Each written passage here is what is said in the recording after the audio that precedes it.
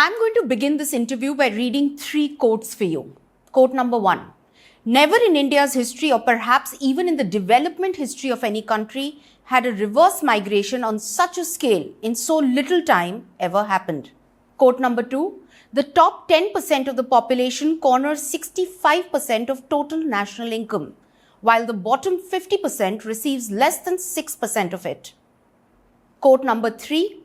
On PLI, until 2026, of the 2 trillion rupees committed across 14 sectors, only 12% was dispersed, of which 75% went to Apple. These 3 quotes are from one book, written by one of India's most respected economists. Today, we are decoding India out of work crisis with the man himself, Professor Santosh Mehrotra. He is one of India's most cited economists. He ran the government's main research institute for employment under the Planning Commission. He was a senior advisor at UNICEF, and he just wrote a book called India Out of Work, the employment crisis that is shaking India's future. If you want to understand what's actually moving your money, not the headlines, not just the GDP number, subscribe to this channel now. Because by the end of this conversation, you'll know exactly how this crisis hits your portfolio and what you can do about it. This is Decoder, you're watching Value for Money.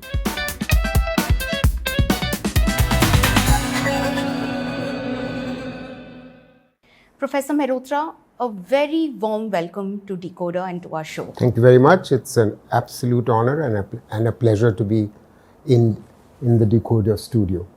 Let's start with the paradox, and I'm going to straight hit you with the number. India grew at 8.2% last year, sir. The government says 3.2% of people are out of work, the lowest in years. And yet your book opens with the statement that 121 million young Indians are NEET, which means they're not in school, not working, and not in any training program. How can both things be true? Well, it's not that both things are true. Everything about jobs is true. It's taken from the government's data. On the GDP data, I think there is now overwhelming evidence, and I present that evidence in the book, that the claims about the growth rate that we have been hearing for the last decade are simply untrue. We demonstrate that, and I will give you the most important reason why those claims are untrue for the period from about 2016 onwards. Please try and appreciate that, and let me just connect the slow growth rate with the jobs. Obviously, if the growth rate is slower, then the job growth is going to be slower. No one is saying that jobs are not growing. They are growing. I will come back to that. The point is, they're growing much slower than they used to be in the preceding 10-year period, and they're growing much slower than they need to because the young that are entering the labor force is increased. But let me go back to the argument about why the GDP growth rate claim itself is false. Okay. So the most important reason that we argue in the book, and others like me have done the same, including Professor Arun Kumar of JNU, including the former Chief Economic Advisor, Dr. Arvind Subramaniam, in a very recent paper in February of 2026, along with Josh Feldman and Abhishek Anand. They argue essentially for many reasons, but the foundational reason is the following. Post-2016, when the economy was induced a shock, a policy-induced shock, on November the 8th, the demonetisation, which had never happened in the history of the world, where a country and a government decides at 4 hours' notice to delegalize 86% of its currency. Please understand that in a highly informalized economy, a subject we will come back to, when you delegalize 86% of the available currency, it throws agriculture, which is mostly in the unorganized sector and depends on cash, and the entire MSME sector and the unorganized sector into a tizzy. And that's exactly what happened, and that began the downward spiral. The downward spiral was unfortunately furthered by another policy-induced shock. What was that? 6 months later, the government decided that at very short notice, without adequate planning, a poorly designed GST was introduced. We needed the GST.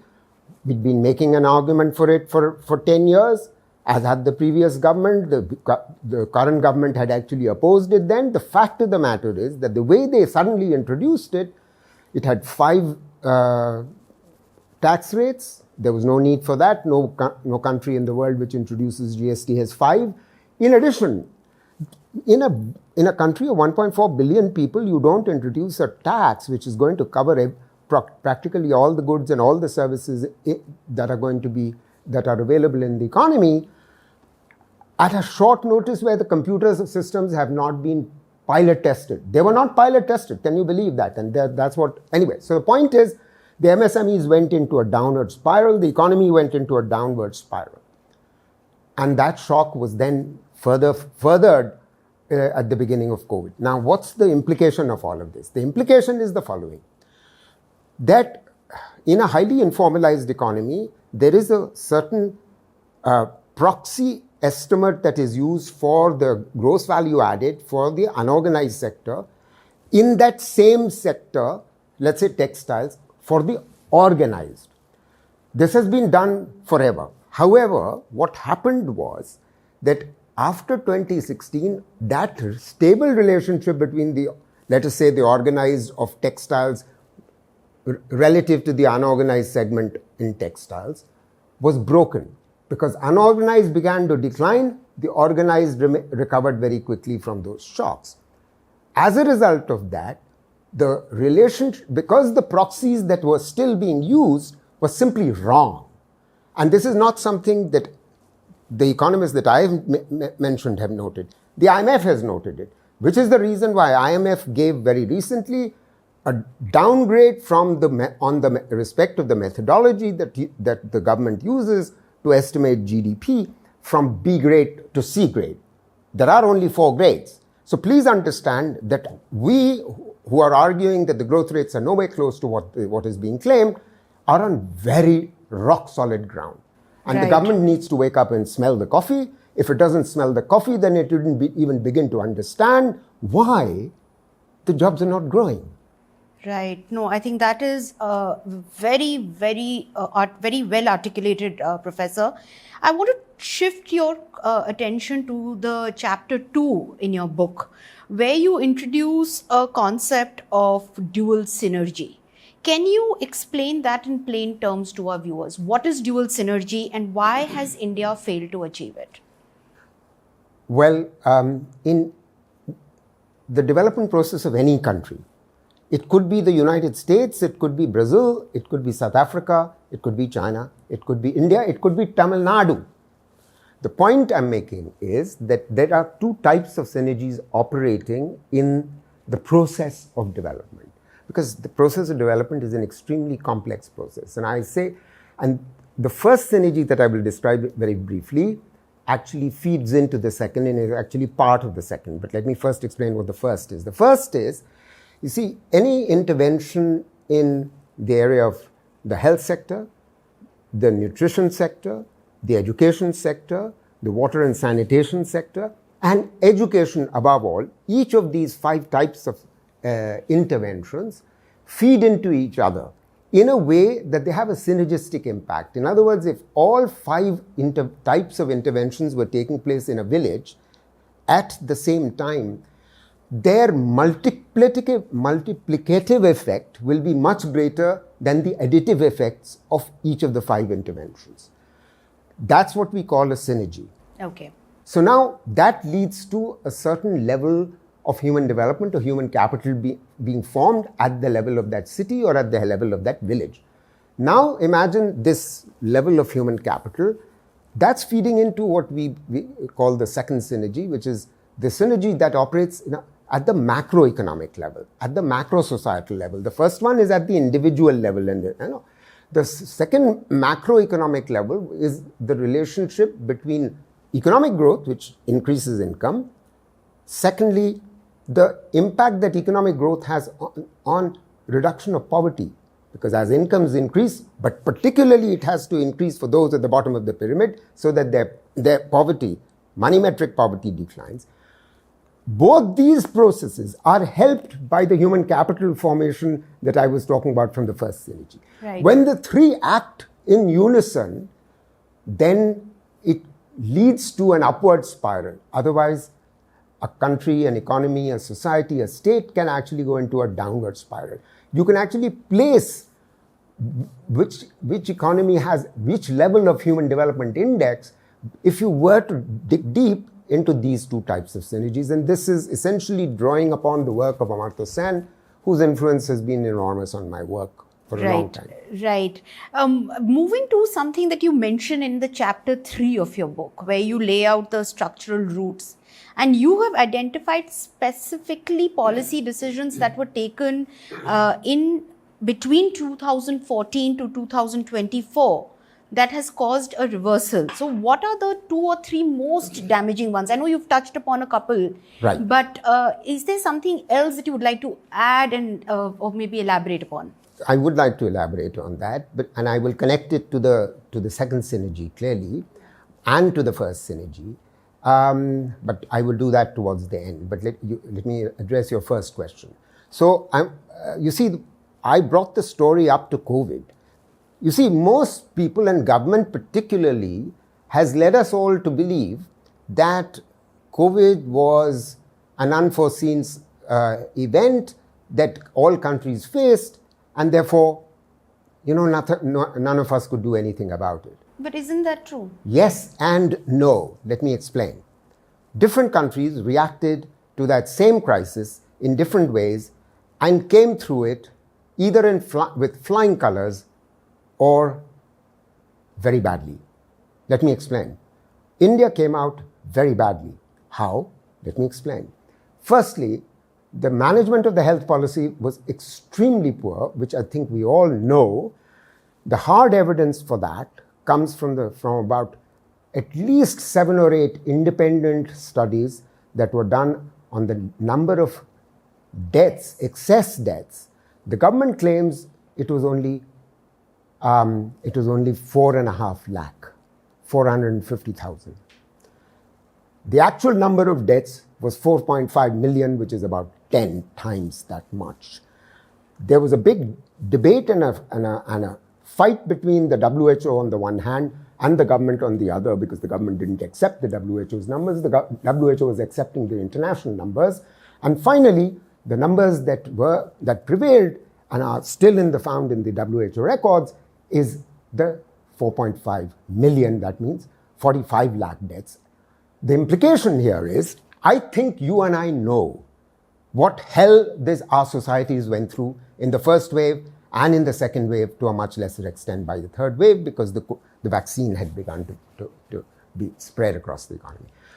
This happened partly because there was precious little investment in health prior to COVID. It was a very weak system. We just collapsed. Secondly, it was the management itself.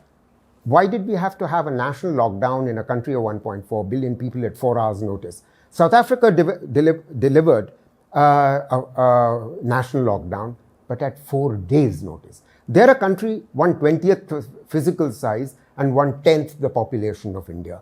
What did we do? At 4 hours' notice, we delivered a lockdown which resulted in every single person locked in the place where he was. Transport of every kind was stopped, and this went on for many weeks. You will recall the Blavatnik School of Government of Oxford was giving us a metric of how strict lockdowns were across the globe, and ours was the top of the league table. Why? In a country which was as large as ours and as diverse as ours. Please remember that in July, the situation was that lockdown was imposed 25th of March.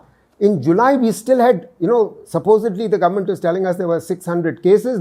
Most of those cases were confined to 9 cities which had international airports. So clearly, the problem was in the government's identification of where the problem lay. You should have attacked the problem. The final outcome can be seen in the economic result. because the economic result is the following. The global economy contracted by 3.1% in that year, in FY21. Our economy contracted by 5.8%, which is twice as much. Why? Because it's not just the health policy management was poor, it's also the fiscal and monetary policy management was poor. I analyzed that in a paper in 2021, but that's also discussed in the book. I mean, I think it'll take us too far away from our theme if we go into that. The fact of the matter is that the economy suffered very severe shocks. But the point is that even before the COVID shock, we already know in 2017-18, Yashodhara, that the PLFS, the government data, was showing in 2017-18 the highest open unemployment rate in 45-year history of labor force service in our country. Before the COVID, just the year after the first two shocks that I was talking about, demonetisation and GST. Right. So if we are in where we are, a lot of blame has to be laid at the door of the government, I'm sorry to say. Right, right. One of the stakeholders that have actually also got heavily impacted, and you're seeing results of that unfold even up until now, is a part of a larger community who we claim to be our demographic dividend. And you've spoken extensively in the book about that. The idea that India has a young population that can work and earn. Your book says that this window is closing in 2040.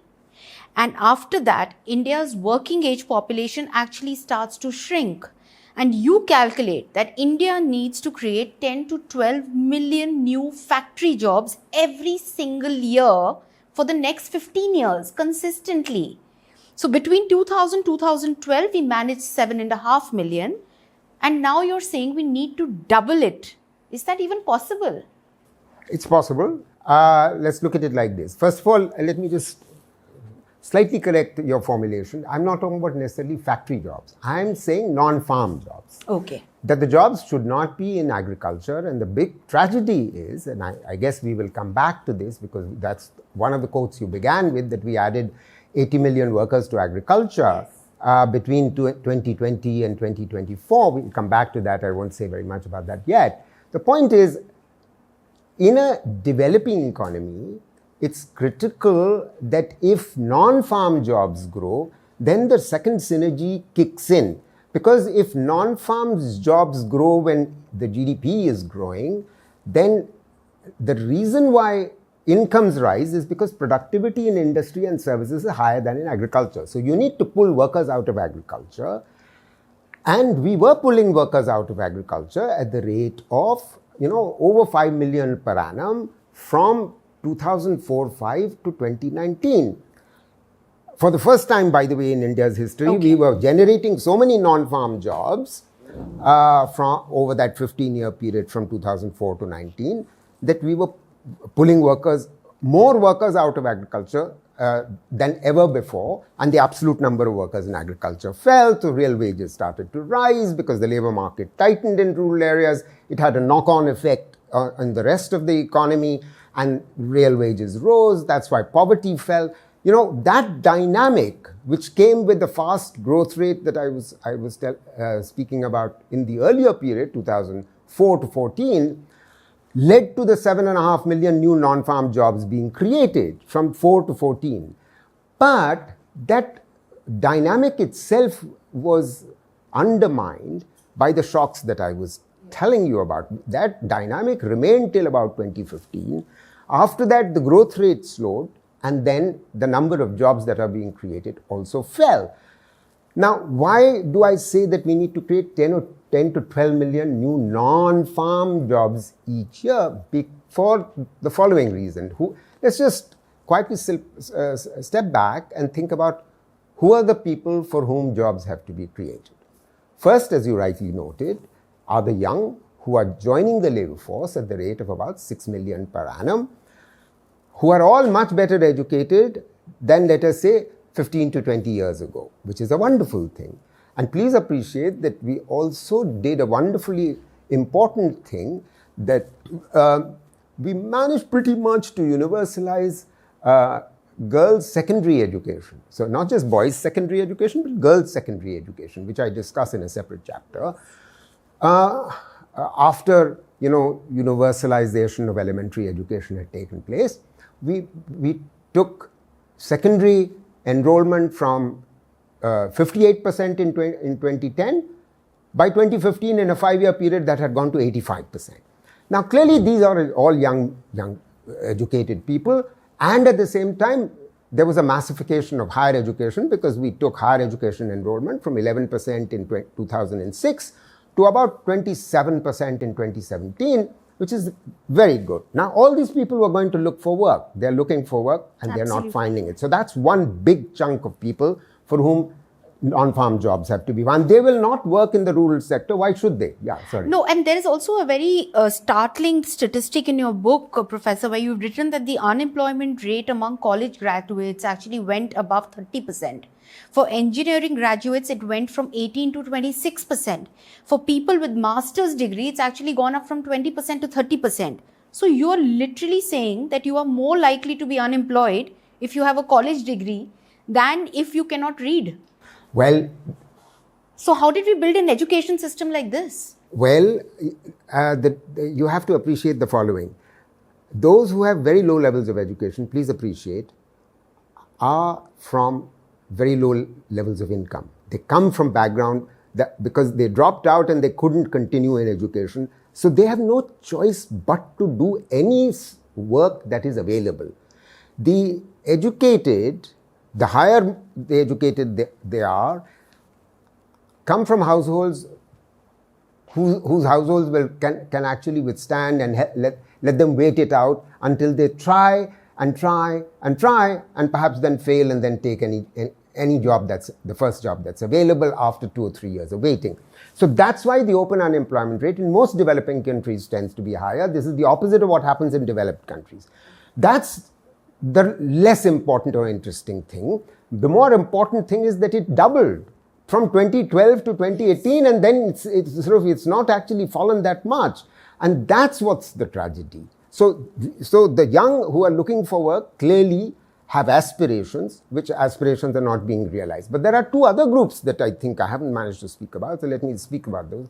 One is that, please recall that even before the COVID shock, in 2019, please understand that 42% of the workforce, the entire workforce, was in agriculture, but producing only 15 to 16% of GDP, which is in agriculture.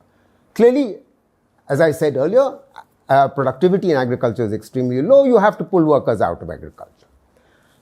So we've now, since 2020 and 2024, we've added 80 million more workers to agriculture. Yeah. From 200 in 2019, it's gone to 280 million, which, as you rightly noted, is an unprecedented development in the history of the world. So we have to pull workers out of agriculture at a phenomenal rate, and they will obviously, because they are poorer, much poorer educated, and not all of them are poorly educated. Please appreciate that, the young girls who have gotten educated, or the youth, men, they are saying we are in agriculture because they are not getting non-farm jobs. That's the second big group. The third big group, of course, as you rightly noted, are those who are currently just unemployed. That number had already doubled and tripled over the last 10 or 12 years, and they have to be employed. So when you encapsulate all these, that's when you get to a number of 10 to 12 million per annum.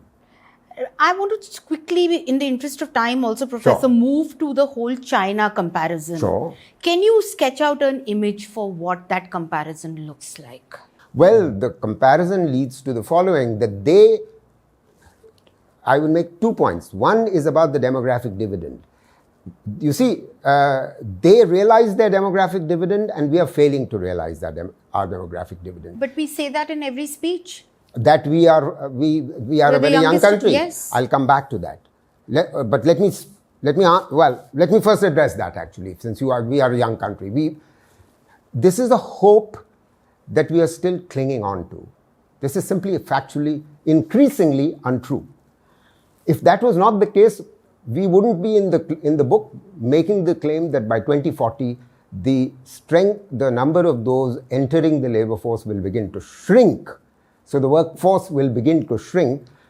Why? Please try and appreciate, because the median age has already gotten to 29, and more than half of our current workforce is 45 or over. More than half currently, which means that they will all be at near retirement age. We will be an aging society, no questions about it. And please do not live under the illusion that just because the UP Bihar's northern Hindi belt is growing, population growth rate is higher than in the south, that, that will save us. No, that will not save us because we factored that in already.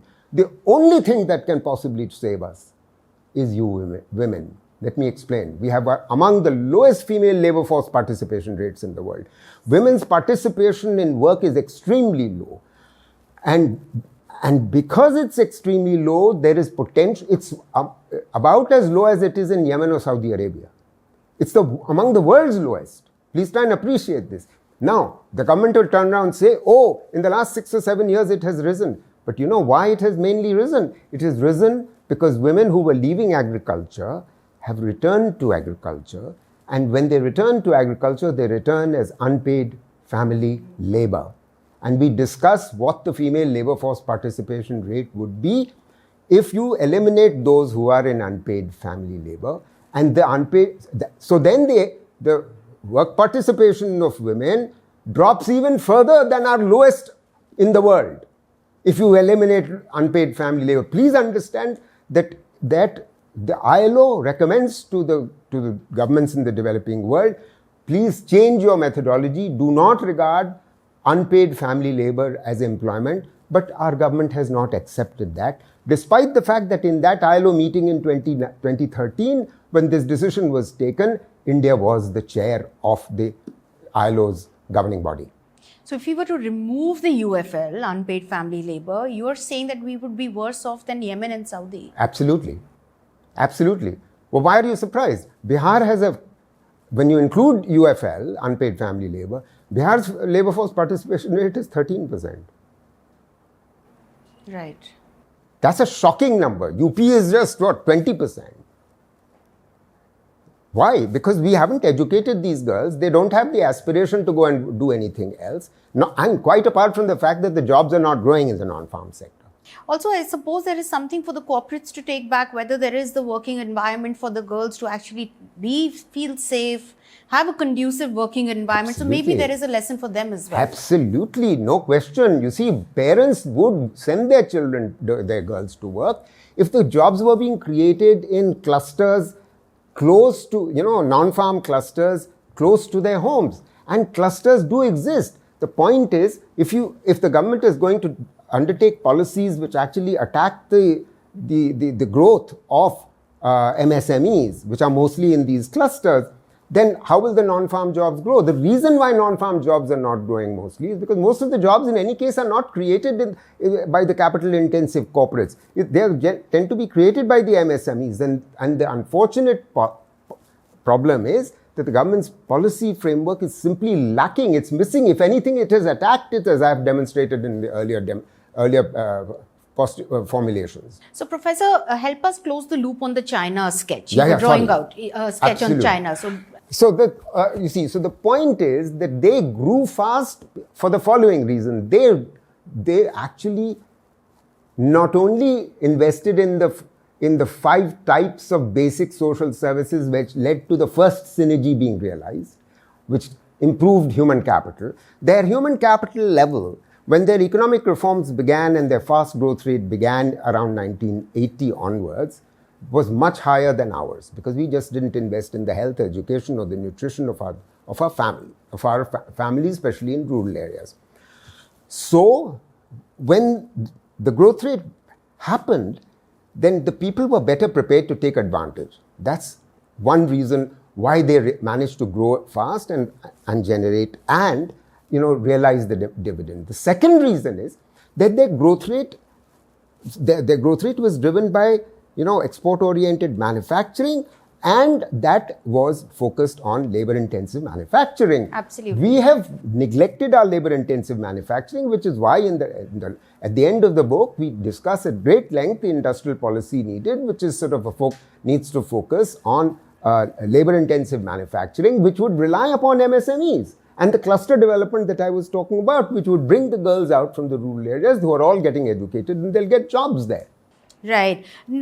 Professor, we've spent the last few minutes talking about everything that could have been improved upon, things that have gone wrong. I want to be the devil's advocate, and I'm going to counter and put at you the top 5 or 6 arguments that the government has been telling all of us. And I'd love to know what your quick and rapid fire response to that is. So, do I have your permission? Of course, you not only have my permission, the point is, even if people listening to me are not satisfied, they can read the book, because they absolutely must read this book. Yeah, because the book is very much addresses the very questions that you are likely to pose to me, I suspect, because I actually address the government's narrative point by point.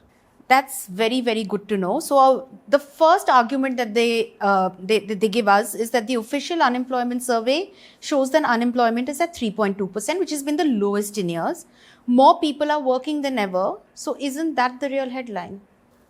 The open unemployment rate matters not for the entire population, but particularly for the youth. Because the open unemployment rate, as I began by saying, in a very poor and informalized economy, the poor will always get some form of job, therefore they will not say that they are unemployed. Even more importantly, even suppose for a minute we believe 3.1%, the fact of the matter is in 2012, the open unemployment rate for the entire 15 to 59-year-olds was 2% and not 3.1. So it's still 50% higher, 0.1, 0.2.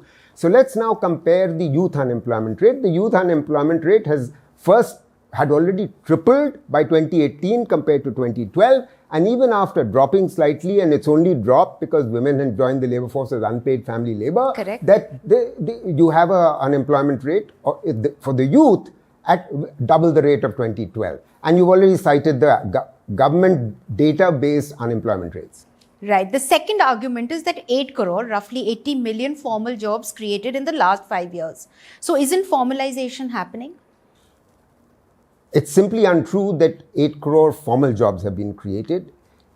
The government has claimed, interestingly enough, that between 2020 and 2024, 8 crore jobs were created. The 8 crore jobs were all in agriculture, I'm sorry to say, as I've already demonstrated to you earlier.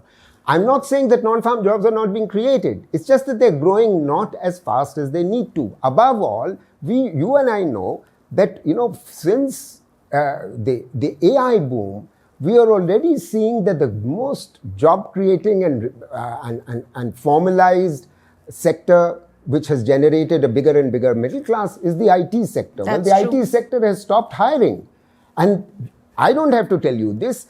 Every newspaper reports for the last several years, the IITs are not getting 100% placement, and the salaries that they are fetching, even when they are getting the salaries, the jobs are not as high as they used to be. So clearly, formal sector jobs are certainly not growing. There's some increase in the EPFO registration, yes, but that number is highly questionable because it tends to go up one year, goes down next year, and so on.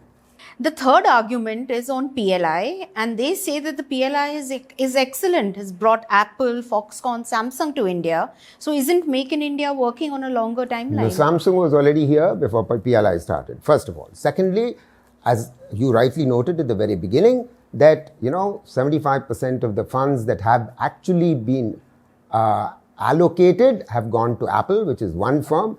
There are many other problems with the PLI. All the sectors, except 14 sectors were chosen. Of them, only 2 are labor intensive, 12 of them are capital intensive. We need to create jobs. The capital intensive sectors are not going to create jobs. Besides, the government is already having second thoughts about the PLI. If that was not the case, there wouldn't be all the newspaper reports that in 2026, we're going to rethink the PLI in any case. I could go on, but people need to read the book. The fourth claim is that $100 billion startups, 1.5 lakh registered startups, it's transformative, isn't it? Very good news. I'm very pleased by the number of startups. In fact, many of the IIT Walas who are now graduating want to not go abroad. They want to do startups. Very nice, no question. That number, till about 2015 was very small. That number now might be in the order of 150,000. And if we are to believe Nandan Nelikani, that number may well go to 1 million in about 10 years' time. Fantastic. How many jobs do they create? What are these jobs in? They are in edtech, fintech, food tech, e-commerce. These are not very high quality jobs. We can, you and I know that these are not high quality jobs, firstly.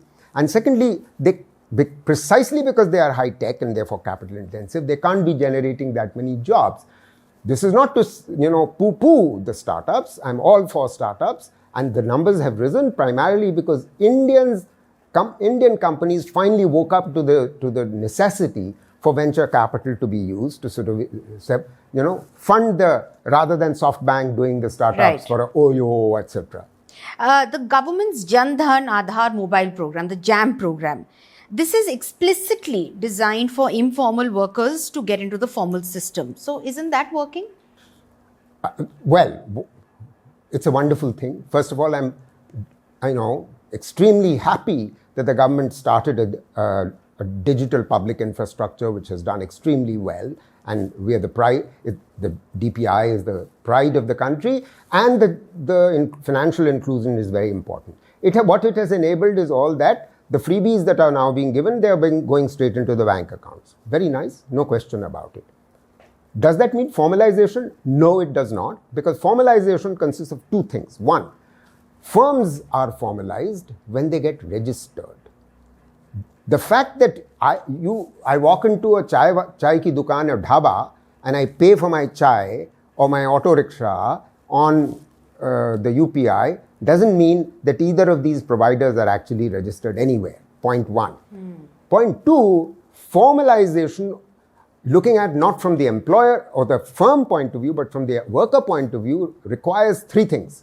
And that, unfortunately, is pretty much where it was 10 years ago, or for that matter, 20 years ago, which is what 90% of India's workers have no social insurance, have no pension, no death and disability insurance, no maternity benefit. You and I belong to the 10% of the workforce of our country, which means literally 50 to 60 million people in an economy which has a workforce of 610 million who are in the formal sector. This is not leading to Viksit Bharat. And please understand that in 15 years, when we become an aging society, we are already aging rapidly. If we are still 90% of our workforce is informal, there is not a hope in hell that in 2047 we can begin to say that we are a Viksit Bharat. Why? Precisely going back to the second synergy, that if you don't create jobs with social security, formal sector jobs preferably, then you cannot say, and because Viksit automatically means that you not only have a certain income, it also means that people are formalized. They have health insurance, they have death and disability insurance, they have a pension.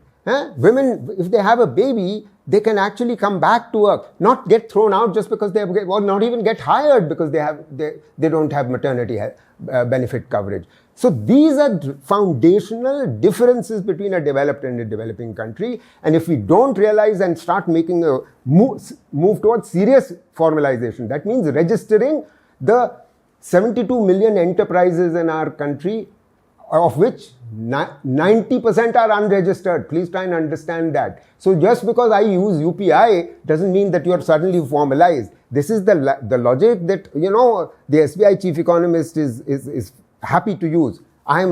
Nobody else in the world uses that same logic. So just as a closing statement, Professor, if we have to truly become Viksit Bharat, what is the one thing that we need to do? So it's not a one thing. It has to be that we have to grow at 8% per annum, and we demonstrate why that is the case. Because if we don't do that, we cannot get to even the $14,000 per capita, which is the threshold today. And please understand that threshold is going to increase, and we demonstrate that.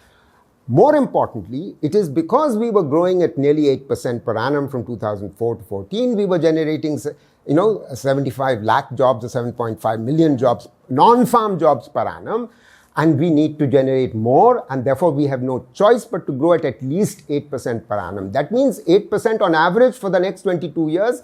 That means this decade we have to grow at 9% per annum. The following decade, we have to grow at 8, and then because we will begin to slow down as China has begun to slow down, we know it will go down to 7. That's why this year onwards, we have to grow at 9. You were telling us that, oh, last year we grew at 8.1. We know the RBI today has already said, like, this year we're going to grow at 6.6. And please let me tell you that the IMF, the World Bank, the OECD, none of them between now and 2030 are projecting a growth rate for India of more than 6.5%.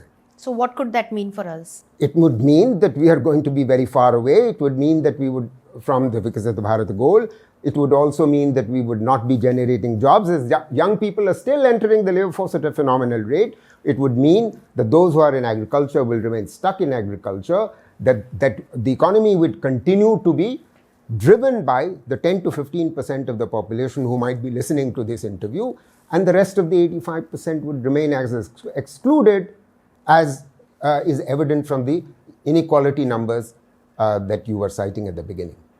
Thank you, Professor Mehrotra, for your time and for that very enriching conversation.